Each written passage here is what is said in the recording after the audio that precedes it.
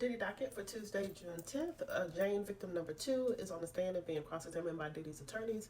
They are definitely going after her about her being jealous on how Diddy treated the other women in his life as opposed to her, that she was only in it for the money and it was consensual. And they definitely continued to bring up the text messages where she actually agreed to these encounters, even though some of the text messages is her being frustrated about the situation and not wanting to continue further with these hotel nights. She explained during her cross-examination that she did it because she felt like that's the only way that she could spend time with Diddy. She really thought that they were in a relationship and she cared for him. They tried to hammer in that she was jealous about seeing posts of Diddy on social media with other women, bringing up some of the gifts that he brought for other women, and that she didn't get that type of treatment. She was just forced to perform the sexual acts while these other women seemed to enjoy other amenities by being with the Diddy. The defense attorneys did request another mistrial, and this is based on the testimony of Breonna Begolin, who testified last week. They were saying that a lot of her testimony was false, and the judge denied this motion for mistrial as well.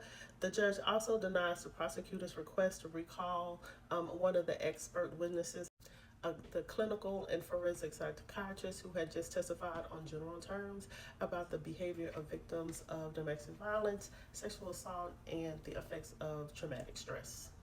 Jane testifies that she had met multiple times with Diddy's defense team, but she actually stopped speaking to them in April. When asked about the attorney that is representing her, she said that Diddy is paying her attorney's fees. The defense did not pressure her to testify one way or another, and she felt like the attorney that Diddy is paying for is representing her well. It has been this big assumption that she was with Diddy just for the money, but she testifies that what Diddy gave her was only about 10% of what she earned prior to the relationship, doing influence and child support payments, so she was actually making less being with Diddy and not focusing on her influencer career. In her previous testimony, Jane had testified that she spoke to Christina Quorum, Diddy's chief of staff, and she had gave her details on how to transport drugs from Miami to LA. So the defense had her read text messages that were in regards to this incident, but none of what she testified Christina told her to say was not in the text messages, but she said that she spoke to Christina over the phone, and that's when she gave her those instructions.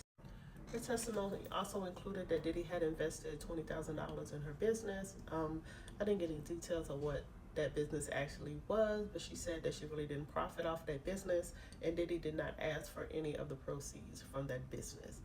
She also said that a lot of the positive text messages about the hotel nights was just so Diddy didn't feel rejected. So her testimony is key on whether or not these hotel nights were coerced or voluntary.